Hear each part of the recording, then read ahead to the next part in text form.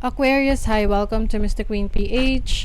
At ito ang inyong weekly reading for March 10 to 16, 2025. So if you're interested in private readings, meron tayong link sa description at sa pinned comment. Paki-check nyo na lang information kung paano mag-book for a private reading. And please subscribe to our channel to show your support.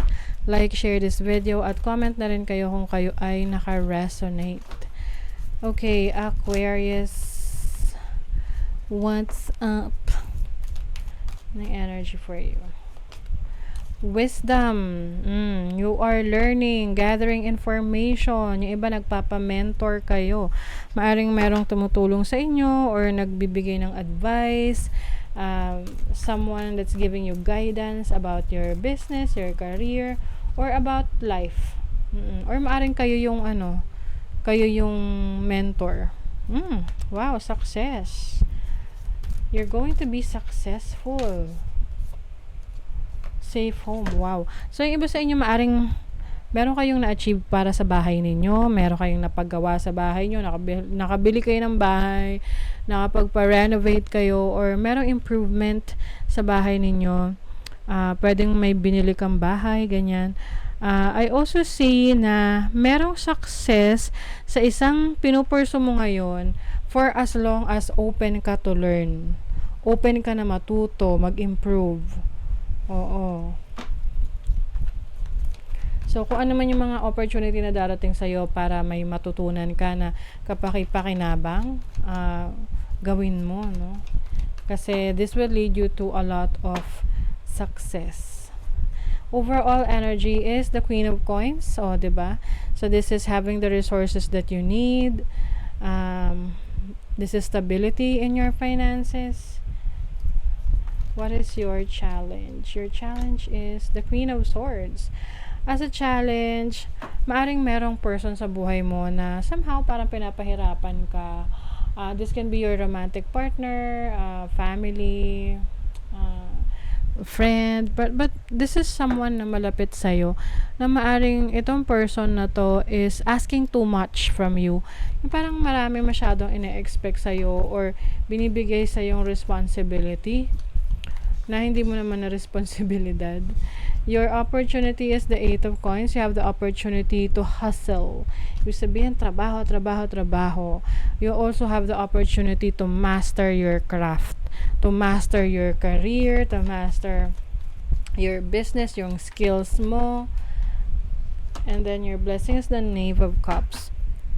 As a blessing, so pwedeng iba sa inyo, I see a baby here, no? So if you are wanting to have a baby, then go for it. Pero kung hindi pa kayo ready, mag-ingat, okay?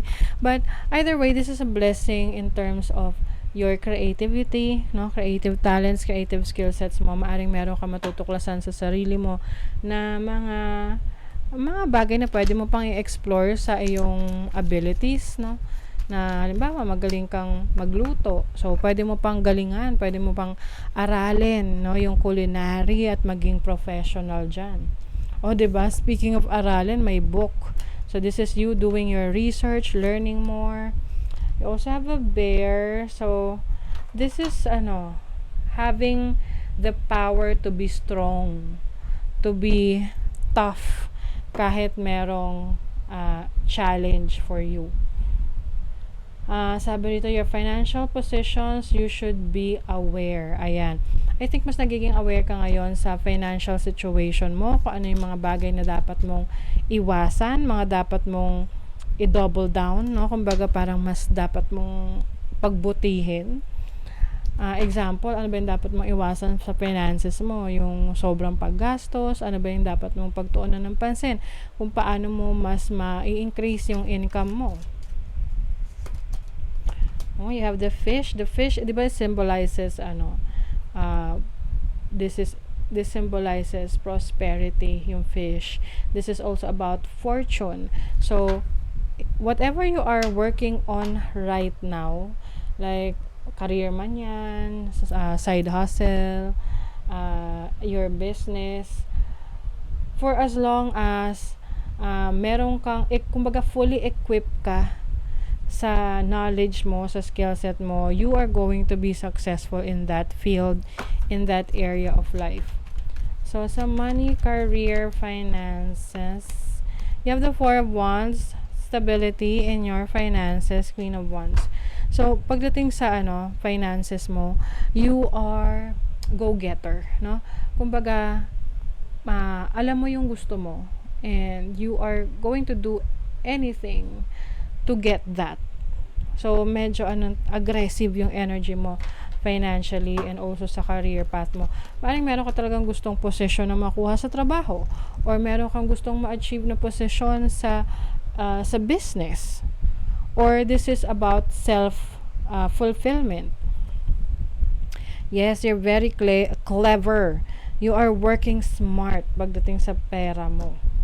Alam mo kung ano yung kahinaan mo, yung weakness mo sa pera, at alam mo rin yung strength mo. So, you're going to focus on your strength.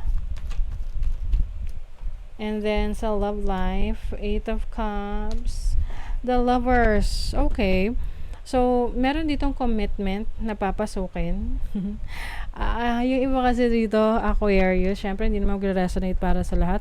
Yung iba aalis sa isang relationship para pumasok sa bago. Diba? Para siyang controversial.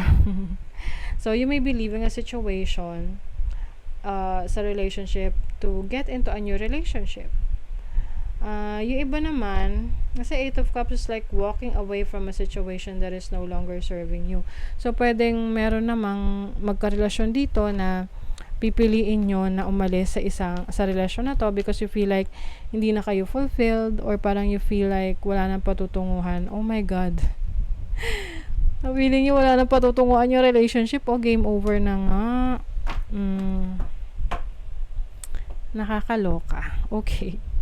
So, yes, Aquarius, if you are resonating with this, I see that you are ending a relationship because you feel na hindi na siya worth it. Pero, hindi naman porket aalis ka sa relationship hindi mo na mahal. Most relationships, not actually most, but merong mga relationships na pinipili nilang i-end yung relasyon nila kasi hindi dahil sa hindi na nila mahal, but they just feel na hindi na sila masaya sa ganong setup ng relationship nila. So that's why I see you focusing more on improving yourself, focusing more on achieving a lot. Marami kang gustong ma-achieve sa buhay para kumbaga may mapatunayan ka sa sarili mo. So yung iba naman, ayun nga, sabi ko sa inyo, maaring meron ditong recently umalis sa isang relationship, may nag-end, and then agad-agad nagkaroon ng panibago. O, diba? So that is your reading, Aquarius. Thank you so much. See you again.